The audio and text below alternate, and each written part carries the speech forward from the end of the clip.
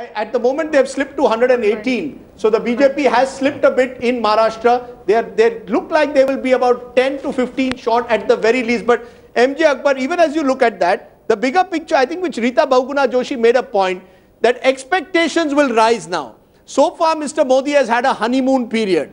Now the honeymoon, in a sense, will start, that effect may diminish. Expectations will rise. Do you see, as Mani Shankar Iyer is saying, this is the cycle of politics, that the BJP now will be on test, whether it's in Haryana, whether it's in Maharashtra, whether it's at the center. So far, you've enjoyed a really long, extended honeymoon. Well, the BJP's track record of re-election is quite impressive in the states, and that all of it brings us back to the key factor in all the elections and in the mood of the country, which is the quality of governance. You mentioned Karnataka. In Karnataka, the BJP won really in the parliament elections. So even Karnataka is vulnerable for the Congress. However, the issue is governance. Yes, you're absolutely right. Governments that are elected have to deliver, because the aspirations are rising in the country. The country is full of young people. The young people want jobs. They want to see development. They're not unreasonable. Okay. The voter is not unreasonable. But the voter certainly expects in 60 months that the government will change the fortunes, will take the economy up into double digits. And if that happens, then I'm sure as the Prime Minister has said, the report card will prove the merits and worth of his performance. Okay, as of now, the BJP is about 22 seats short of a halfway in Maharashtra. So they will need possibly a party. This is turning out to be, Smriti Kopikar, the situation that Sharad Pawar will salivate. An NCP leader was telling me, and Majid Memon is also here. I'll get quick responses from both of you. But first, you, Smriti, is the NCP going to be ready to give outside support, let's say, to the BJP in Maharashtra in return for some benefits at the center? Do you see that at all happening? Well, Mr. Pawar always salivates at the prospect of being in power. That's the one thing he wants to be. That's his single point agenda. Just to go back a little bit, if NCP were to sit in the opposition, it won't need the Congress at all. There is no point in saying the Congress and NCP together make up 80 or 85 in the opposition. It has no meaning. Pawar doesn't need the Congress to sit in the opposition. Pawar's agenda is to get into power in Maharashtra and possibly in Delhi if he can be accommodated in some way there. With this figure, this kind of a lead, it opens up the possibility for him. Yes. Majid Memon, respond to what you're hearing, because as of now, you've actually, for a moment, taken a lead even for third place. You're leading in 43, and I must correct myself from the morning. You are now starting to do strongly in your traditional bastion of Western Maharashtra. Half your seats are coming at the moment from Western Maharashtra, about 22 of them. But are you ready to consider a post-poll alliance with the BJP? I'm going to ask you this one last time. No, Rajdeep. You see, this kind of an expression that Sharad Pawar would always want to be in the seat of power, I don't subscribe to this theory.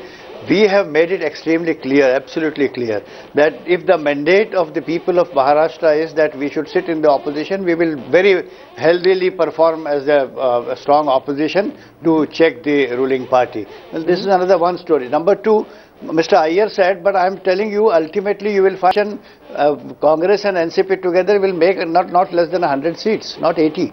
Just wait and see. Okay. Rajdeep, yes. There used to be a very well-known adage in Maharashtra. Yes.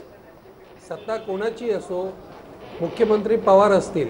Whoever is in party, whoever is in power, the chief minister will be Sharad Pawar. But that was 30 years ago. That has been that was 30 years ago, sir. That was 30 years ago. Times have changed. I think that is changing. I think there is a subplot. It's good. I am happy, Rajdeep, to hear this. Yes. And I take it as a great compliment to Sharad Pawar's ability. Okay. But the good thing is that when you're playing a T20 match, it's always good to have one subplot which is playing out. And the subplot at the moment which is playing out is that the BJP may not reach the halfway mark in Maharashtra. So we will have a possible extended period of post-poll alignments coming up in Maharashtra. Is that good for the state? And what will be the nature of the alignment? Will it be BJP Shiv Sena? Will it be BJP NCP? Will it be BJP independents? all those three possibilities now seem to be opening up in Maharashtra, because it appears that the India Today Cicero poll has been the most accurate. The only poll which suggested a hung assembly in Maharashtra, where we had said what, 125 to 141 was our pre-poll, 117 to 131 was our exit poll, and that's the range in which the BJP finds itself at the moment. This can change. There are, I am told, at least 3 more rounds in virtually every polling station in Maharashtra remaining, and some of the regional channels are suggesting that the BJP could come even closer to 130. Let's take a break at this point. When we return, there's plenty more to discuss. Who will be the Chief Minister of Haryana? That's a question we are going to ask the BJP. Lots of contenders there, led by Captain Abhimanyu Singh.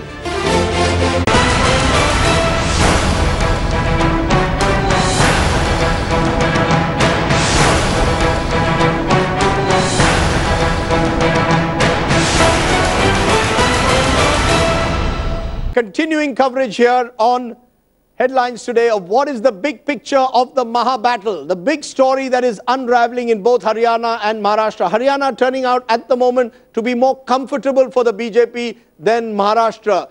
Maharashtra, remember, is a state where there was a 5-cornered race, and it appears that the BJP may not touch the halfway mark, may not get a simple majority. It appears that the BJP's tsunami has not fully touched the shores of Maharashtra in this election. How is all this going to play out? First, let's take a look at the numbers as they are playing out on your screen. And the numbers are clearly suggesting that the BJP is up in 114 only, 115 now, the Shiv Sena in 58. The Congress and NCP are not getting wiped out. That's the big change that has taken place in the last 1 hour. And many of these leads are coming in from Marathwada, Northern Maharashtra, Western Maharashtra. That's where the Congress is holding its own at the moment, 47, NCP 45. So it's a solid block of 92 that we have there, which is now making it difficult for the BJP to get an absolute majority. And there are other smaller parties, 20. I said in the morning there were at least 70 constituencies in Maharashtra where there were rebels and independents. And I think those rebels and independents must be licking their lips as they see these results. So will Sharad Pawar, because this opens up opportunities for him. So will Uddhav Thackeray, because this opens up opportunities for Uddhav Thackeray as well. The BJP at the moment may not reach the halfway mark. And the India Today Cicero poll, which said 117 to 131, is turning out at the moment to be the most accurate. Meanwhile, some of the big leads, Safido, I can tell you, Vandana Sharma, the sister of Sushma Swaraj, is leading there. So Sushma Swaraj has some reason to smile. Her sister, making her political debut, is leading at the moment in Safido in Haryana. But the big picture is coming from Maharashtra. I'll be going to my correspondents and to Mumbai in a moment to find how the mood is changing. Because in the last 1 hour, something has changed, Siddharth Bhatia in Maharashtra. Interestingly, if it was not for Mumbai, the BJP would not even be reaching the 100 mark. Absolutely. So something has changed in Maharashtra in the last 1 hour. These are, of course, 2 or 3 more rounds to go. But clearly, I think we can safely now say the BJP will struggle to reach 144. Do you see possibilities opening up for the likes of Sharad Pawar and the Shiv Sena to align with the BJP in a post-poll tie-up? So again, we have been since morning saying it's never over till it's over. And that's becoming clearer by the day, by the hour. Shiv Sena, I think, is the greater possibility than NCP. Already I've been watching on television, the BJP leaders have been making some very nice, pleasant lovers' noises, as it were, to say this was a lover's tiff, it was not a divorce.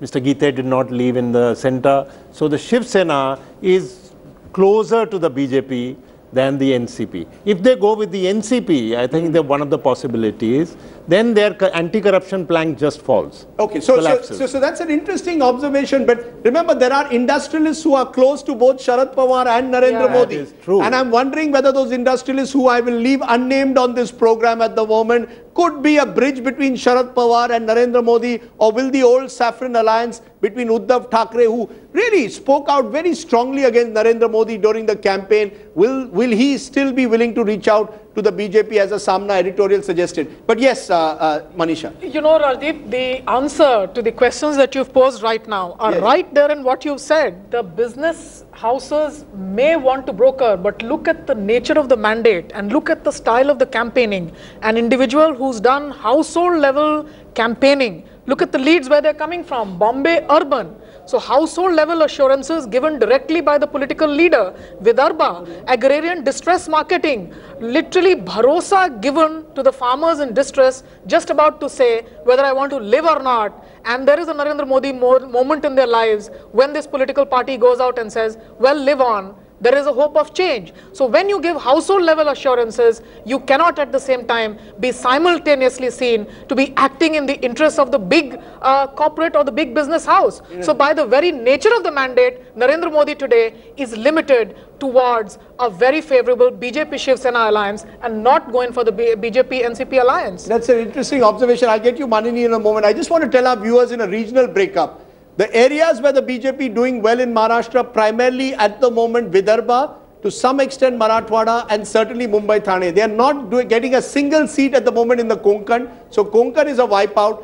Western Maharashtra, they're leading at the moment, but the NCP is making a strong comeback. BJP leading in 26 in Western Maharashtra and the NCP in 22 in its citadel. So the NCP holding its own there. And in Northern Maharashtra also it's getting tighter because the BJP leading in 14, but NCP is leading in 6, Congress in 7, Shiv Sena in 6 and others in 3. So there is a fragmentation taking place in Maharashtra, perhaps greater than some pollsters had anticipated. Sambit Patra, first of all, congratulations on what you've achieved in Haryana.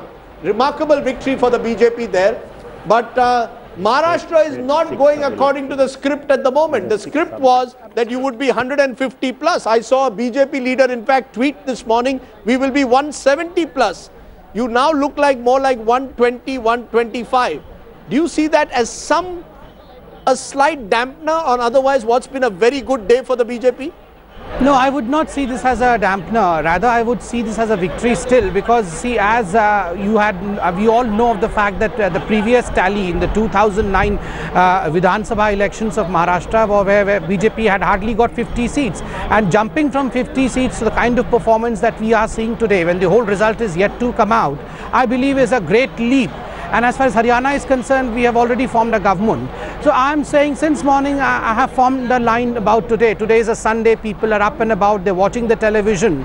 And we are seeing that the Sunday governance module has been defeated today. The Sunday governance module that was working via the Congress in both Maharashtra as well as in Haryana has been given a befitting reply by the people of Maharashtra as well as in Haryana. As far as Maharashtra is concerned, let's wait for a while. Let the whole result come out and then see as to whether, as many of the exit poll had predicted, that we would be getting somewhere around 125, 130, 125. Let's see whether we stick to 125 or we go towards 145. No, but we'll just have to wait and watch. The big question is, you're wearing saffron. Do you believe that you have a greater alignment, natural affinity to the Shiv Sena? Or would you be tempted to go with a Sharad Pawar who could maybe provide you support at the center as well? Who would you prefer given the nature of the campaign? Rajdeep, though I have my limitation as a spokesperson, I would be unaware of the fact as to if at all we need any kind of alliance, which party would be the one with which such kind of alliance can be struck. This is totally a matter taken up by the parliamentary board of the party, and we'll have to wait if at all such kind of scenario arises. Secondly, as far as saffron color is concerned, we were all taught in school saffron is the color of sacrifice. So today we would stand by any political party which is willing to sacrifice itself for the cause of India, and that's what Bharatiya Janata Party stands for, sacrificing its own personal aspirations for the aspirations of millions of Indians. You're hearing this, Manini Chatterjee, there seems to be within the BJP a sense of euphoria. Even at 120, 125, it is a big victory. They're doubling their best ever tally in Maharashtra. No, they have every reason to celebrate, but the BJP tends to sort of hype everything and use the most invective against its opponents, which is sort of different from other parties. I don't know what Dr. Patra meant by sacrifice, that the BJP means sacrifice. Are they going to sacrifice the chief ministership and offer it to Shiv Sena? I mean, I was a bit confused over that. Sambit Patra, the question is that, if I look at Lok Sabha, and Lok Sabha 2014, you were leading in about 130 Vidhan Sabha constituencies, and the Shiv Sena was leading in about 104. Together you became 234. Compared to that, you're not doing as well. So, do you believe, as some will suggest, I'm sure Uddhav Thackeray and a section of the Shiv Sena today will suggest that you should have gone along with the Saffron Alliance. Pre-poll, you would have won more than 200. How will you respond today to the Shiv Sena when they say that? Two things, Rajdeep. First and foremost, if at all I was left to comparing myself, I would be comparing 2009 Vidhan Sabha elections with 2014 Vidhan Sabha elections. I would not compare Lok Sabha elections with the Vidhan Sabha elections. So we have done comfortably well. In fact, we have done fantastic compared to the last Vidhan Sabha election. As far as breaking alliance with Shiv Sena is concerned, if you would remember the press conference of Mr. Rajiv Pratap Rudy, we had stated emphatically that it is with broken heart, with a heavy heart, that we are parting our way from the Shiv Sena. We never wanted to part way from Shiv Sena. It was only because there was constraint of time and no day was left. The nomination was dancing over our head. Only a single day was left when we had to file nominations, and the seat sharing deal was not finalized. So it was only with great heavy heart that we had parted with them. You know, I want to persist one more time. You're saying you parted with the Shiv Sena with a heavy heart. Will your heart now be large enough to accommodate the Shiv Sena again? Heavy heart to large-heartedness. Our heart is large enough to accommodate the aspirations of people of Maharashtra, as far as whether we would need an alliance or not is only to be seen after a while, and that decision would be taken by the highest body of the party, that is a parliamentary board. But as I say, I mean that we had parted ways with a heavy heart, and throughout the discourse of the political campaign also, we had maintained that we would not be attacking the Shiv Sena, which we had not done. Yes. Neither the Prime Minister of the country, Mr. Modi, attacked, nor any spokesperson or leader attacked the Shiv Sena. You know, you're leaving a window of opportunity, and I can see that the Shiv Sena editorial in Samna also left that window of opportunity, because we are reaching that stage now, and we will be going to Mumbai to our correspondents and to the Shiv Sena headquarters to get a sense of that, whether the Shiv Sena at the moment is ready to reach out to the BJP given the numbers that are coming, because the BJP at the moment is leading in 117. Now that's 27 short of a majority, so it's no longer even about independence. They may well need one bloc, either the Shiv Sena or the NCP, to form this government. Suddenly Maharashtra is getting more and more interesting. Haryana, on the other hand, is virtually now clear. The BJP is at the halfway mark, 45. So even if I am to assume that they go down by a few seats, they will still be in pole position to form a clear government in Maharashtra. That's the interesting twist that has taken place in the last few hours. And that twist is one that we are going to persist on. We'll get to our guests as well as our experts in Mumbai in a moment. But Siddharth Bhatia, that is a story. You know, who out of Uddhav Thackeray and Sharad Pawar do I choose? I have Uddhav Thackeray on one side, I have Sharad Pawar on the other. Who is the safer option for the BJP today?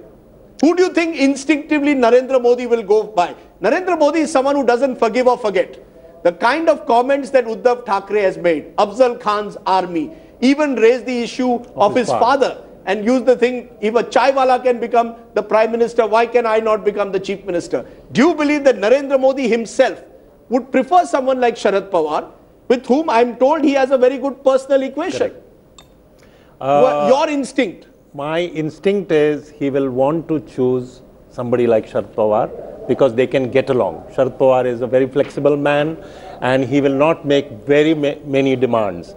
Uddhav Thackeray will want to even sit down and say, I want to contribute to the ideas of the cabinet. So he will, but I think they will go with the Shiv Sena. Shiv Sena or NCP? Shiv Sena, most certainly, because Narendra Modi is also the person, remember, who separates his personal likes or dislikes, his personality traits from what is political morality. If it is politically right to align with the Shiv Sena and with Uddhav Thackeray, which may very well be, getting the NCP might mean a weak link really on its anti-corruption plank. Remember, there's Jharkhand still coming up. Okay, I think I take that point and I go along with you. I believe that the Shiv Sena is the more natural ally for the BJP. Do you believe that? Shiv Sena. And I don't think, I think Sharad Pawar is also very very astute politician. I don't buy this thing that just for the sake of power, he will see his the NCP's future as a robust opposition. Why? I mean, to go with the BJP means it's the end of the politics. Make your daughter a central minister? No. I don't think it's that petty. It's not petty? Okay. That's your view. Sharad Pawar is not that. Shweta Parulekar joins us of the Shiv Sena. We've got Shiv Sena and BJP. Maybe we can get you both to align, at least in the television studios. Shweta Parulekar, you are now in a position possibly to realign with the BJP. Are you ready? With these numbers, are you ready to shake hands with the same party you said was Afzal Khan's army? No, I think it's a little early to say that. By evening, the picture will be actually clear, because, you know, the projections which we were seeing and the figures which are being seen today, like the trends, there is a lot of difference in that. And I'm sure that at the end of the day, Shiv Sena still will be in a better position. And whatever decision Uddhavji takes will be in the interest of Maharashtra. So whatever it may be, when the right time comes, he will do so. You know, you're playing your cards close to your chest, but tell me, are you ready to bury the past, as the Samna editorial said, and go with the BJP? I want a clear answer. I know what will happen in the evening, but tell me at 10:30, the numbers are clear. You can tie up with the BJP and get ministerships. Are you ready for it or not? You will not get the chief minister. Chief minister will be BJP. See, what Samna said and what BJP said, you know, it was going on, and we've had lots of discussions on that. I don't want to go into that.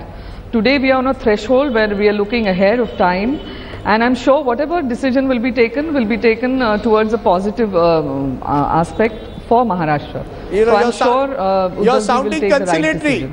You're sounding conciliatory. Sambit Patra, do you want to also kiss and make up on television today? Might as well. Tell Shweta Parulekar, let's tie up this evening. Form a government straight. You'll save us all the bother. 2 points. Chief Minister is yours. 2 points. Shweta Parulekar ji was never, I mean, she was always fantastic on television debates. She had never taken personally on Bharatiya Janata Party, and I had been with her on various television debates, and she was always composed and very gracious. As far as Bharatiya Janata Party is concerned, we have never accused, abused or done anything against the Shiv Sena. I mean, I don't know whether the alliance will be working out or not. That is not for me to decide. That is for the party to decide. But personally, we had never attacked the Shiv Sena, and personally, Shweta ji also had never attacked the Bharatiya Janata Party. So as far as individuals are concerned on television debates, we are on the same plank, that we have to fight for the cause of Maharashtra.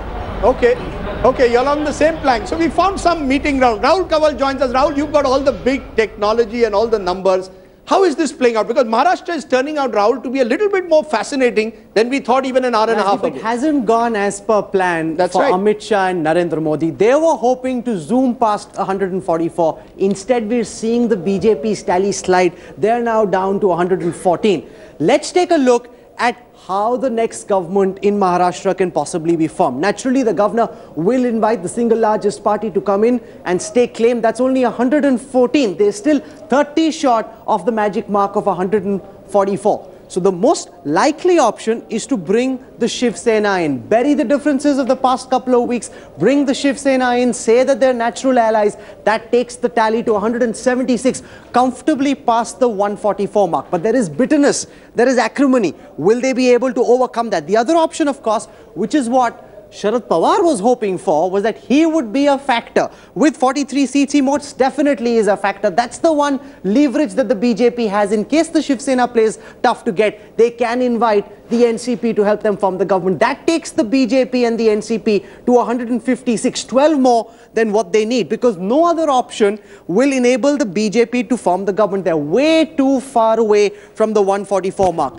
Even if all the others were to be co-opted to the BJP fold, which mind you is very difficult because you've got MIM candidates there as well who will never support the BJP, you're still, and even if you bring Raj Thackeray in, you're still only 137. That is still short of the majority mark. And that is interesting because the only other option is a Bihar-style alliance. If the Shiv Sena, the Congress and the NCP were to agree to come together in some fashion, that could take them to 174. But then in Bihar, there was no ideological opposition like there is with the Shiv Sena. So that is almost impossible. Rahul, do we know who these 21 others are? Is there any clue? Because as you're right, if these 21 others are, let's say, BJP rebels, Shiv Sena rebels, Is there any idea who these 21 others are? Are we sort of at the moment not clear that? Are you saying that some of these 21 include MIM as well? Yes, of course. Some of these MIM so candidates MIM is leading for the first time in Maharashtra? They've also stood on seats where they had a good opportunity. The buzz is they've been liberally funded. They've had an option to go out in campaign. A couple of their candidates are leaving. But the question, of course, is that the MNS is now down to only 4 seats. A lot for Raj Thackeray to think about, because after 2009, he had a great opportunity to build his party beyond where he'd reached after the 2009 Assembly and Lok Sabha elections. That's been a sharp decline for him. Which of these, Rajdeep, do you think is the most likely option? We're being told that Devinder Fadnavis and Om Mathur, who's the General Secretary of the Bharatiya Janata Party, will be going to meet Uddhav Thackeray later today. Will that be an attempt to reach out, shake hands and forget what happened in the last couple of weeks? Absolutely. I think it's a done deal. You know, look at what has happened, Rahul. You've got Anand Gite is already a minister at the center. The fact is the BJP-Shiv Sena alliance has not broken up in Delhi. The Shiv Sena has not left the NDA. Yes, there was bitterness in Maharashtra over the question of chief minister. And there's an interesting twist there, Rahul.